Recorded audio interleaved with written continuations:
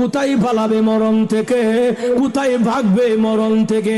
এরপর অংশে আল্লাহ নিজে ব্যাখ্যা দিয়া বলেন, ওয়ালাউ কুনতুম ফি বুরুজিম মুশাইয়াদা, যদিও তোমাকে লোহা নির্মিত দুর্গে রাখা হয়, এমন একটা রুম বানাইছি, ঘর বানাইছে, যে ঘরে লোহা দিয়া ঘর বানাইছে, যে ঘরে দরজাও নাই, জানালাও নাই, ছিদ্রও নাই, বাতাস ঢুকার কোনো ক্ষমতা নাই, এমন একটা রুমের ভিতরে আটকায়া রাখলেও সেখান থেকেও আজরাইল আনার ক্ষমতা আসেনি। আজরাইল আমি জানি যে কোনো সময়ে মালাকুল মউত সামনে আসতে পারে। এই জন্য আমি যখন ঘর থেকে বের হই, ওযু করে ঘর থেকে বের হই। এখন আমার গায়ে ওযু আছে।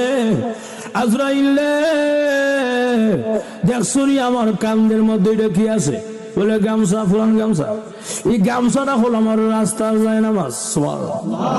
যখন নাকি নামাজের সময় হয়ে যায়, আমি গামছাটা যায় নামাজ বানায়া দিয়া জমিনে মহান আল্লাহর কুদরতি কদমে সেজদায় পড়ে যাই।